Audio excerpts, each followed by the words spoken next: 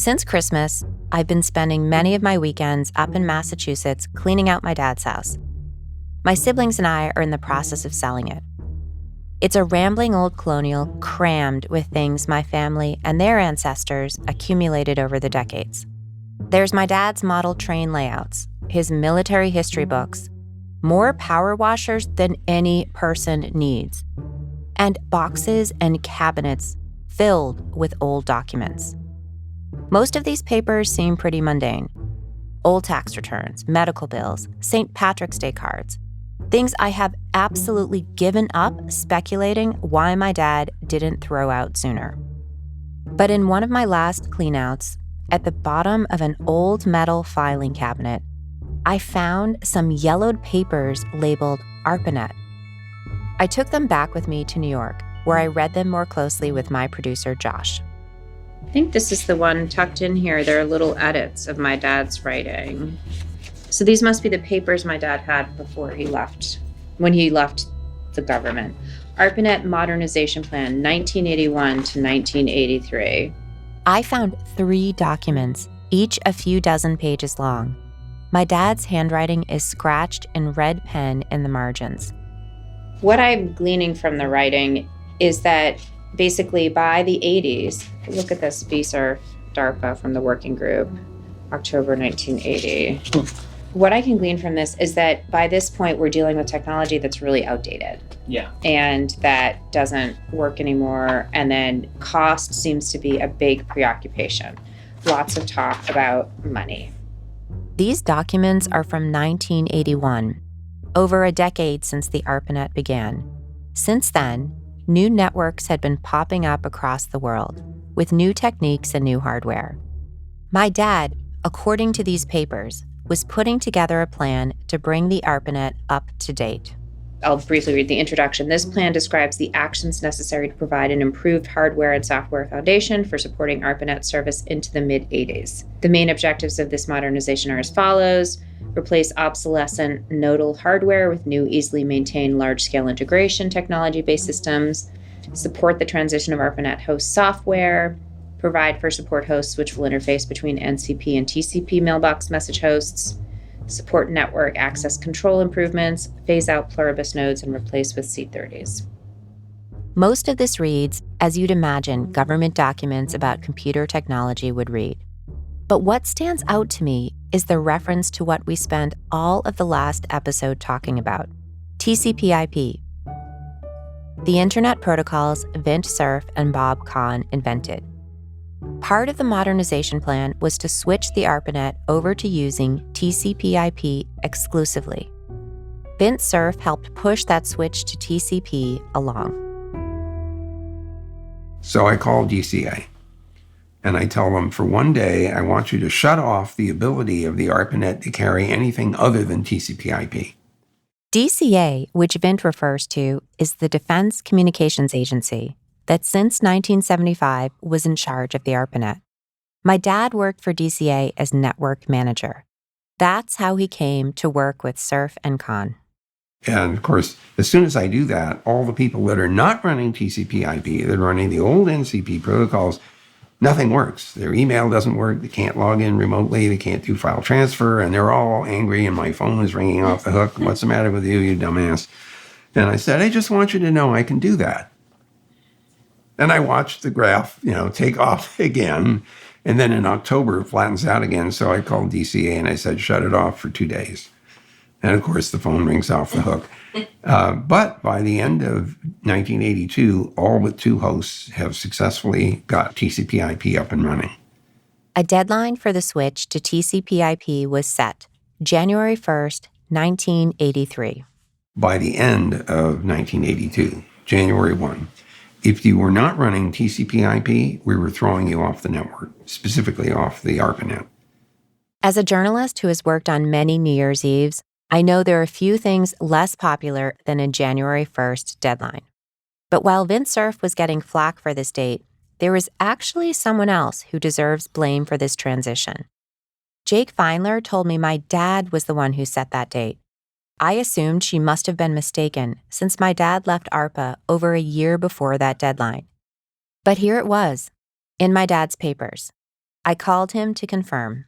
Hello? Oh, hi, Daddy. It's Christine. I just wanted to ask you, Jake Feindler said you were the person who picked the date for the TCP/IP transfer of January 1st, 1983. Did you do that?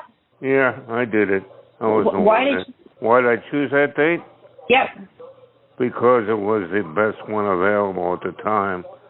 I was looking around for dates, and that was the best date I could find for, essentially that was the date that we got. But then everyone had to work on New Year's Eve, right? Yeah. I forgot why I did that, but I did it. You know what I mean? Yes, I pulled it out of the air, essentially, and I did it. Yeah, okay. I had no other choice. That was the date.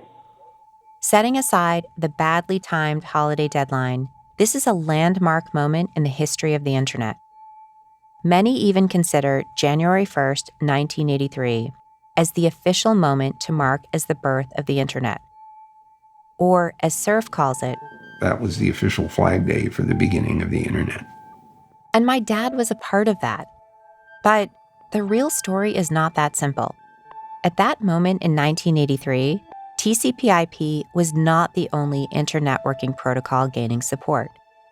The Open Systems Interconnection Model out of Europe was vying with TCP/IP to become the international standard. This would become known as the Protocol Wars, TCP/IP versus OSI. And it divided our founding fathers in a civil war for the future of the internet.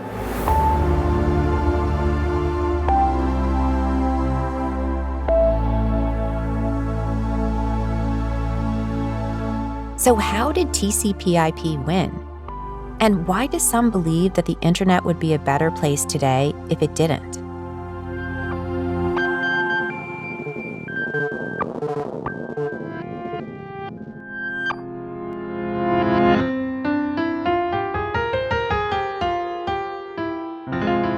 This is Computer Freaks from Inc. magazine. I'm Christine Hani Dare-Bryan. Chapter 5, The Protocol Wars.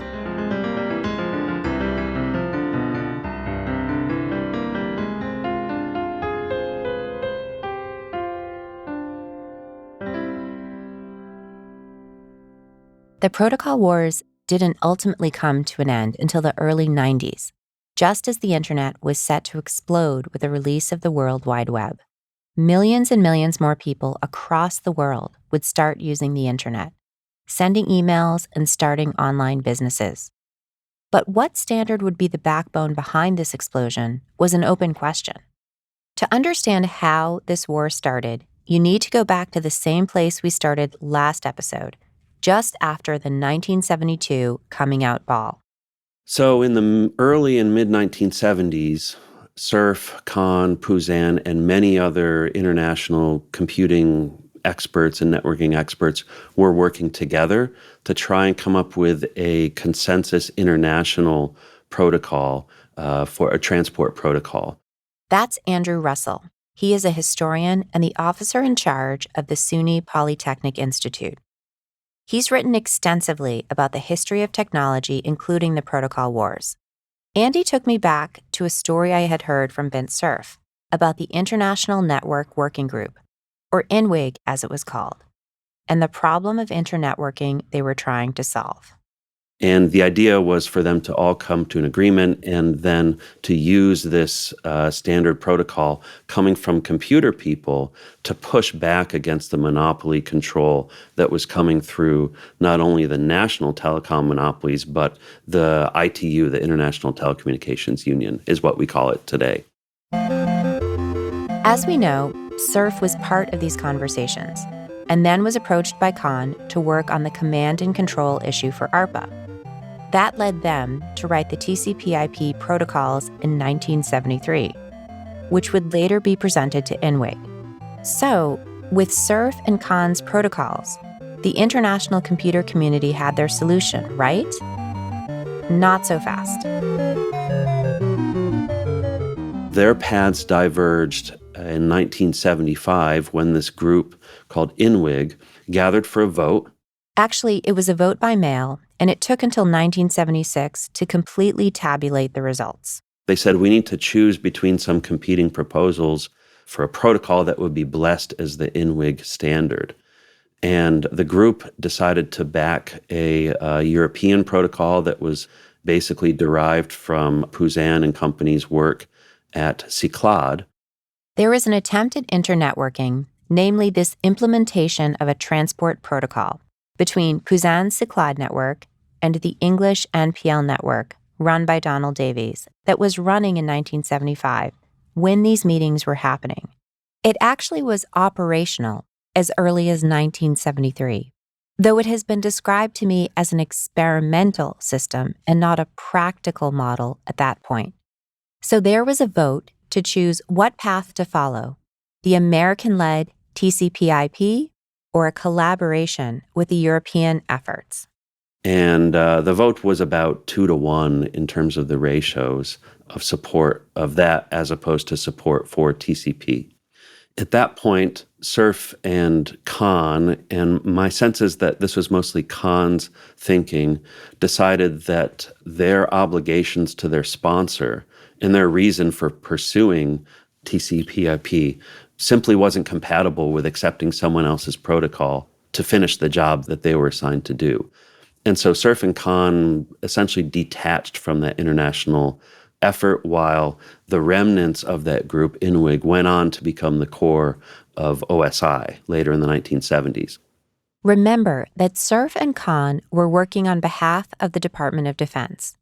And the U.S. isn't exactly known for falling in line behind its European allies. Their imperative wasn't necessarily to create an international standard. It was to connect the networks the U.S. needed for command and control. So this once united community was divided. So on the TCP/IP side of things, it was mostly veterans of the Arpanet, led by Vint Cerf and Bob Kahn, and a host of other people, including John Postel and many other famous names in internetworking lore. On the OSI side of things, they were people whose names have been mostly lost to history or forgotten. As things happen when you're on the losing side of a war, your name isn't celebrated so much. Some of those names on the losing side include people we've already talked about, like Louis Pouzin. Others we haven't even mentioned, like Hubert Zimmermann and Charles W. Bachmann, who were two of the main architects of the OSI model. They will never get the same credit as Cerf and Kahn for the simple fact that TCP/IP won. But I can't help but wonder, what if the Department of Defense got it wrong? What if OSI was the better protocol? Some of our founding fathers believe it was. So what did you not like about TCP/IP? What was your big concern about it? Well, first of all, why do you set up a group to come up with an international transport protocol if you're not going to go along with their results? That's John Day, who you heard from in the last episode. Day is an American computer scientist that worked on the Arpanet early in his career. But by the late 70s, he said he was pretty impressed with the design of OSI and its long-term potential. We had a compromise. We voted on the compromise. Okay, that was a melding of TCP and Cyclade TS. And everybody else said they'd adopt the compromise. ARPA was unwilling to compromise at all. It was either my way or the highway. But would we have been able to prevent any of the online harm issues we have? Would we be able to have a different level of accountability? Would the internet that my children, that I am constantly trying to keep them off of and protected from, be in any way different if OSI had prevailed? It could have been. It could have been. It would depend on where things went after OSI stopped. But OSI was a much more robust and well-formed. In fact, you had a complete application naming structure in OSI, which you don't have in the internet. Instead of having applications all have to do it themselves and create more complexity, which of course means more chances that something's wrong, it would all fall out for, essentially not much requirement at all. And actually, I've looked at the child thing. Given where we've gone with stuff, yes, we could protect your kids a whole lot better. And why could you protect my kids a whole lot better? Because security falls out of the structure for free, or nearly free. And I can create a layer that basically your kids can use that others can't get into. John's explanations of the differences between OSI and TCP/IP are deeply technical. But what he is essentially saying is that OSI had a more substantial structure and could, in theory, support greater security. Of course, any assertion that the world would be better with OSI is entirely hypothetical, but still, I was curious. I asked Andy Russell the same question. I think we would have seen something that had a better architecture, a stronger architecture, certainly room for competition and innovation in a different sense. Probably less of a free-for-all, both in the sense of, market capitalism, as well as in the content that moves across the network. This notion of a permissionless internet is part and parcel of the TCP/IP approach, where I think something a little bit more structured, a little bit less freewheeling would have resulted had OSI been the victor in the protocol wars.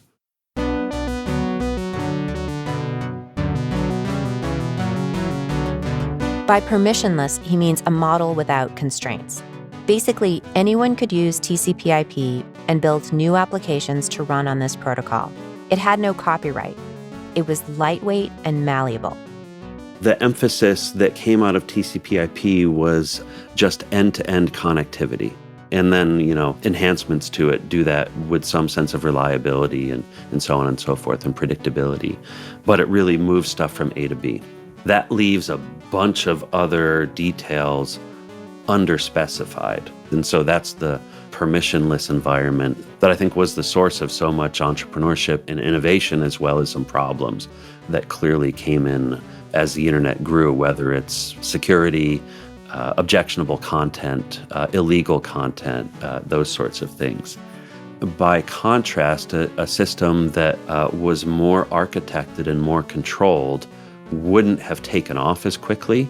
So it might have been more of a challenge to get the type of and the scale of venture capital in there that we saw with the internet. But because of those controls and because of the sense of how is this whole system evolving as opposed to just one string that connects two pieces, that would have facilitated an environment that was more constrained. The idea of a permissionless internet seems antithetical to what the Department of Defense wanted. I asked my dad why Arpanet adopted TCP/IP. He said that it was what everybody was using. He didn't say he thought it was best for the Arpanet, even though he set the date of when Arpanet would embrace the crossover entirely to TCP/IP. As long as the Arpanet was the main player in the world of internetworking, the DoD could arguably keep the system closed. But the problem for DoD was that the Arpanet was no longer the only game in town. New networks were being started across the world, and more people wanted in on this technology. Arpanet desperately needed to modernize if it was going to keep up. That is, if they even wanted to be responsible for a national computer network anymore.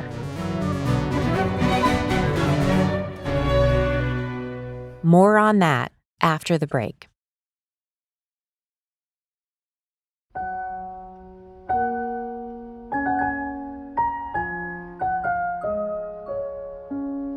So we have reached a point in the story where there are clearly winners and losers.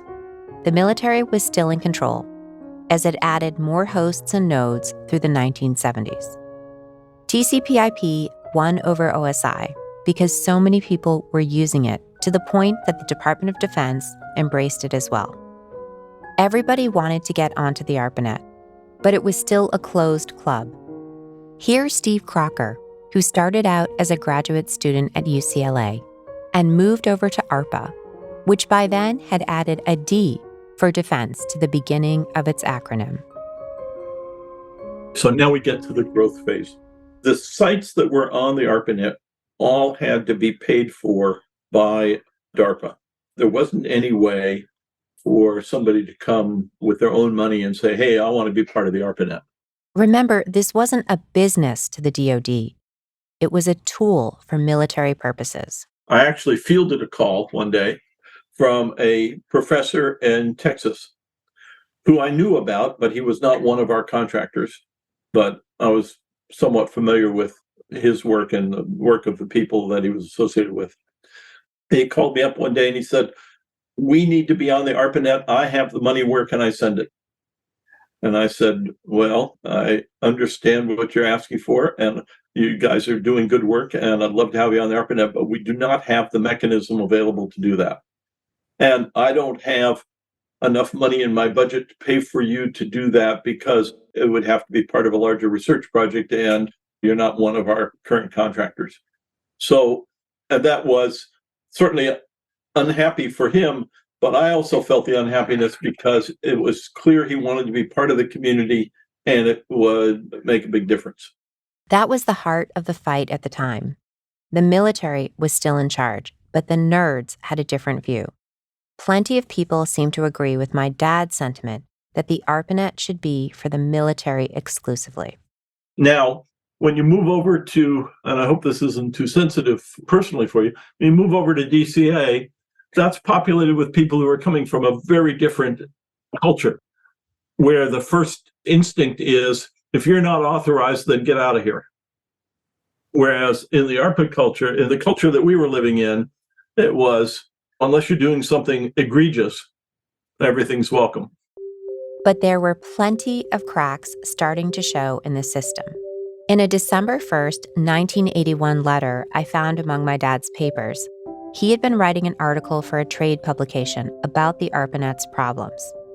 In typewritten letters, it reads, outline for an article on Arpanet modernization. He typed in capital letters, the network has old age problems which must be resolved. He identified problems with outdated hardware, node memory size limits, how new protocols were needed to send emails, which made up nearly half of the traffic, and how network access control was being circumvented.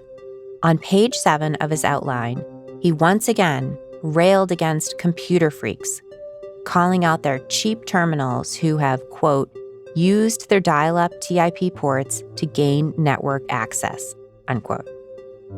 My dad makes it clear he knows the network is unclassified, but he still wants to prevent illegal resource use. And he didn't even work for the military anymore when he wrote this. And all of these people trying to engage in what my dad called illegal resource use were not just going to give up. There was more interest than ever in creating more networks, especially for researchers shut out of Arpanet. So the National Science Foundation, an independent federal agency, stepped into this void and gave the nerds what they wanted. One of the leaders of that movement was Dennis Jennings. In '83, Arpanet ran the internet protocols, but the number of users was very small, and the number of universities connected, or rather computer science and engineering researchers in universities, was very small. Jennings was the first program director for networking at the Office of Advanced Scientific Computing. That office had been set up in early 1984 by the National Science Foundation to manage the $500 million Advanced Scientific Computing Program, which included these supercomputer centers. That agency was also tasked to set up a supercomputing network. Jennings had become well-known in European academic networking circles for his work on building a network for the Irish students and staff, as well as for his role on various university committees. So from 1985 to 1986, Jennings set up what became known as NSFnet. I argued when I took that role as the first program director for networking was that if the goal was to broaden the access to supercomputers throughout the research community, then the network should be available to everybody, not just the few hundred supercomputer users. So instead of building a network for those who already were supercomputing experts, I argued that we should build a general purpose network for research. And so that broadened idea of networking to the whole academic community. And NSFnet became the US National Research and Education Network. The NSFnet officially started in 1985. Like Dennis said, its purpose was to expand access to more and more academics. It was just bigger and better than the Arpanet. It was able to handle more users than the Arpanet. The problem with you are successful with networking is that you are successful with networking. That's Hans Werner Braun. Hans Werner started out working at a regional university computer network at the University of Cologne in West Germany, before moving over to the University of Michigan, where he helped develop NSFnet's backbone. What he is saying is that the Arpanet had such an impact that, even if the DoD wanted to, the network couldn't handle a mass expansion in users. So NSFnet had to be designed to pick up the slack. It was not more powerful, not more powerful politically, but more powerful technology-wise. And there was no longer the urgency to build the Arpanet to more academic institutions. That doesn't mean the military was being left behind. They too had their own plans for their own network. By 1984, there was a network called Milnet, which had split off from the Arpanet. But by 1985, the focus had gone on to Milnet. The DoD focus went on to Milnet to build an operational network for the military. So in a way, my dad's vision won out, because there was a protected network for command and control that the computer freaks could no longer access. Here is Bob Kahn on this split.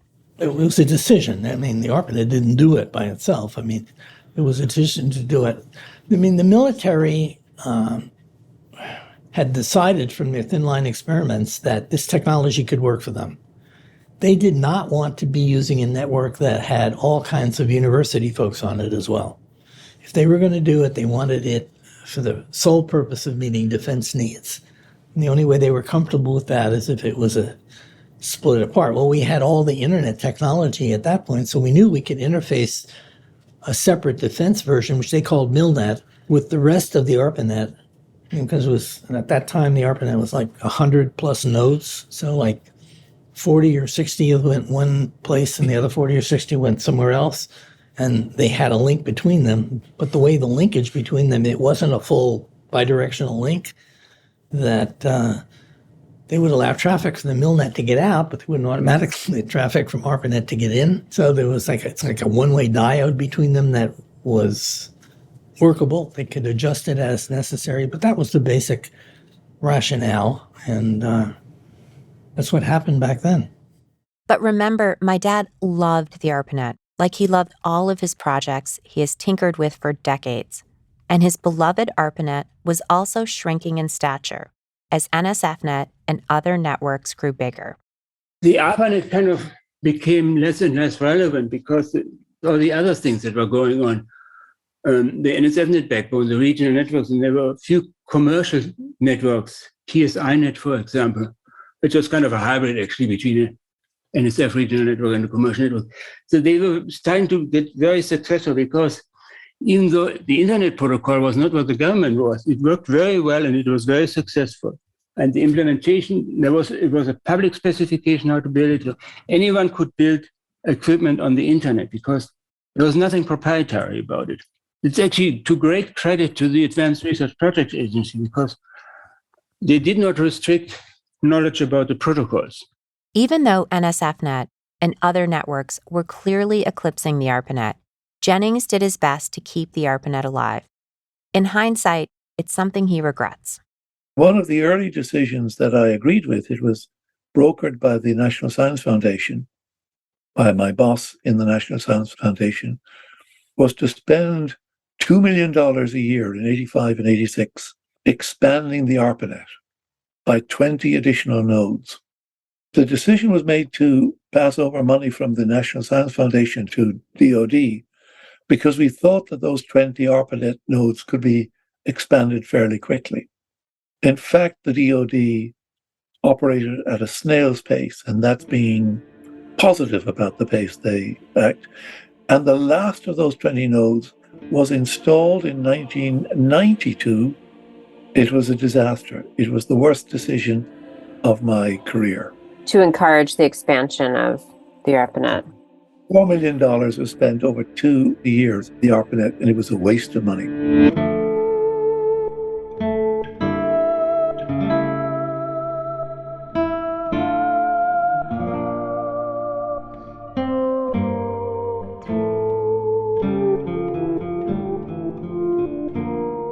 I have to admit, reporting out the decline and eventual demise of the Arpanet makes me kind of sad. It was birthed out of J.C.R. Licklider's vision of an intergalactic network. It was first brought online at UCLA and SRI under the watch of Len Kleinrock in 1969. It was celebrated in Washington, D.C. in 1972. It is what my dad dedicated his life to from 1979 to 1981.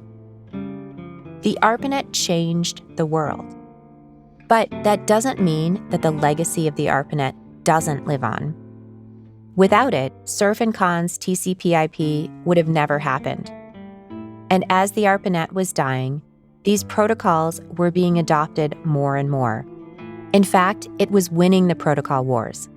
Jennings had NSFnet adopt TCP/IP.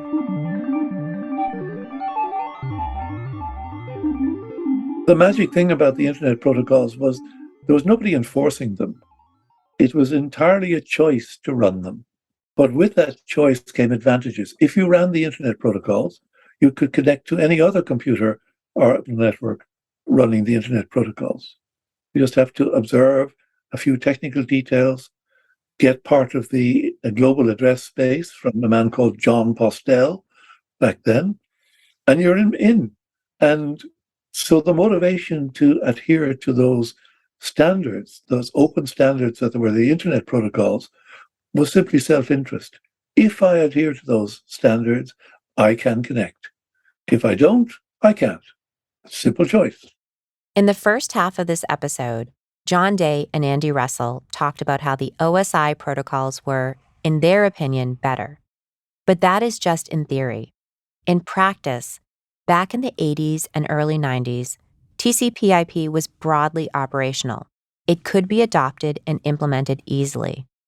There were no other protocols, OSI included, that were at that point, which was of particular concern for the technology companies that were starting up in Silicon Valley and across the country.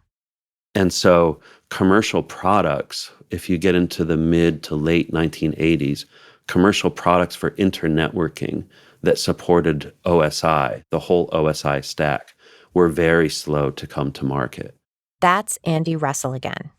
The specs were complex. They were difficult to engineer. They were at different phases of completeness or incompleteness, which if you imagine yourself as an executive or an entrepreneur trying to make a buck with networking equipment, this is not a scenario you would relish. On the other hand, TCP/IP had been growing beyond the initial install base in the Arpanet into other government and then non-government networks, and the equipment makers have been following suit. The story ends with, this is why Cisco became such a fabulously wealthy and successful company within a couple of decades, is because they started making multi-protocol routers and especially TCP/IP routers, and this was in the mid to late 1980s. Cisco, if you aren't familiar, is now a global technology conglomerate that started in San Jose, California in 1984. It has more than 40,000 employees and a multi-billion-dollar market cap. When it comes to marketing technology to consumers, the easier to understand, the better. It didn't have this elaborate architecture. It had a relatively simple set of tools and instructions to implement, and customers, believe it or not, liked this better. It was simpler, it was cheaper, it was easier to install, and it was a protocol that was working as opposed to waiting for a comprehensive stack that was promised to be coming out of OSI but was actually pretty slow in the making. The U.S. government had adopted TCP/IP, NSF had adopted TCP/IP, and the commercial world was following suit. Perhaps the final blow in the protocol wars came in 1992 in a speech at a meeting of the Internet Engineering Task Force. The speech was by David Clark, then of MIT, and also chair of the Internet Architecture Board. So he had the title of Internet Architect, which is kind of a cool title. And he had a long speech about Internet security and the future of TCP/IP. And at the end, he included this slide: "We reject kings, presidents, and voting. We believe in rough consensus and running code." There is no known recording of this speech, but by all accounts, the slide was met with thunderous applause. The rejection of kings, presidents, and voting is a thinly veiled swipe at OSI and their process for making standards. So the kings is a reference to old Europe. That was the perception of the rank and file for who was behind OSI. Presidents is a newer term, but it, of course, when one hears that, one thinks of, in part, of political interference in the process. So again, for an engineer who just likes to kind of make things work, this is kind of antithetical to some engineering values, arbitrary political authority. And voting, one would think, boy, how could you be against voting? That's awfully anti-democratic. But again, from an engineering mindset, majority rules doesn't always mean that the best thing comes out. Also, remember that back in 1975, NWIC had voted against adopting TCP/IP as the international standard. It was what set off the protocol wars in the first place. Clark's speech was so effective because he said, this is who we are. We're rough consensus in running code. We're not that political garbage that you see over there. And Vint Cerf also kind of added a sense of drama. I think it was at the same meeting in 1992. You should check. When Cerf wears this trademark three-piece suit, he still does to this day. And so he did a little striptease, if you can imagine a striptease, at a technical meeting of 700,000 engineers, where underneath his three-piece suit, he had a shirt that was, I forget what it was now. It might have been IP over everything. It really made him a hero. The protocol war was over. The Arpanet has been decommissioned, and the internet is soon to be accessible to nearly everyone with the launch of the World Wide Web. We may not have realized it at the time, but the world was on the precipice of unprecedented change. Guided by the virtue of rough consensus and running code, the 30 years that followed have been a blur of innovation and evolution.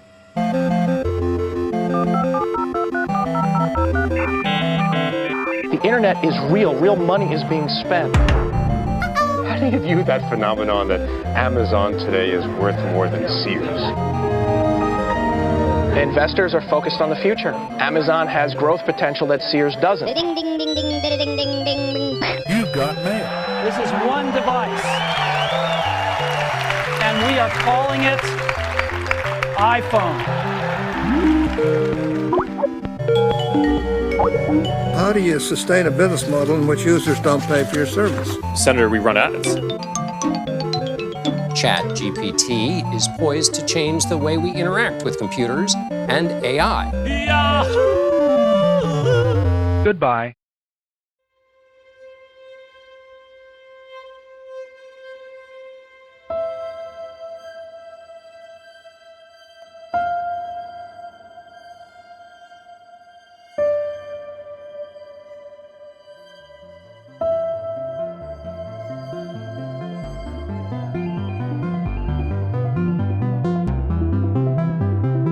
But this new world, as we all know, isn't the near utopia of J.C.R. Licklider's early vision of an intergalactic network. It's filled with harassment, misinformation, and worse. The internet is known just as much for the harm it has caused as it is for the innovation it has enabled. On our next and final episode of Computer Freaks, we will explore these unintended consequences and the digital world these founders left for their children and grandchildren. Computer Freaks is a production of Inc., created and hosted by myself, Christine Honey Dare-Bryan. Our executive producer and editor is Josh Christensen. Associate producer is Sophie Codner. Music by James Jackman. Sound design and mixing by Nicholas Torres. Editorial oversight by Scott Emelianuk and Stephanie Mehta. Computer Freaks is dedicated to my dad, Major Joseph Hani.